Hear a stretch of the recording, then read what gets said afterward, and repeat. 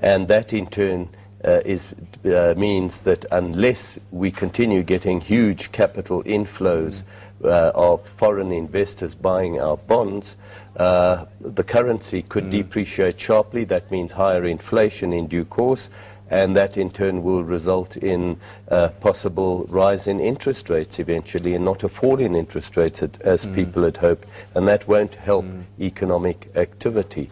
That is what I'm concerned about, and the downward re-rating of South Africa, of the credit rating on South African government bonds last week, jeopardizes the desire of international investors to buy those bonds, and therefore makes it that much more possible that we could see a sharp fall in the currency and then a major increase in inflation.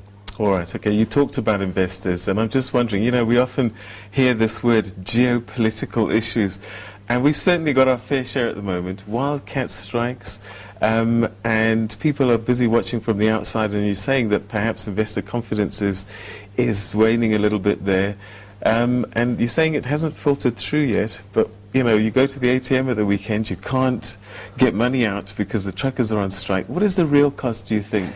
Well, that kind of thing, the cost is starting to mount.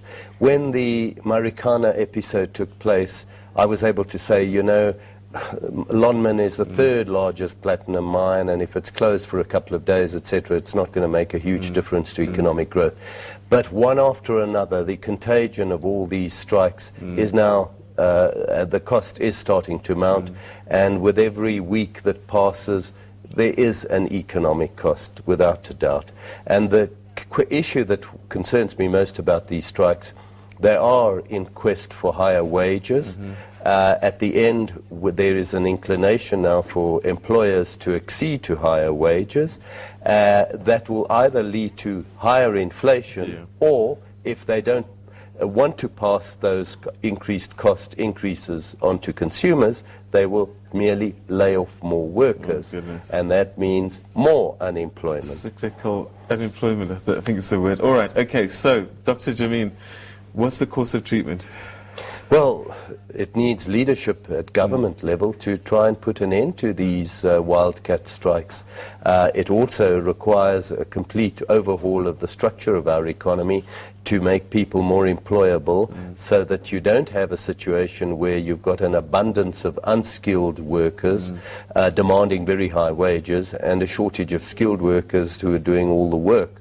And the good news is that there is a plan on the table to address these. It's called the National Development Plan, but no one is actually supporting it.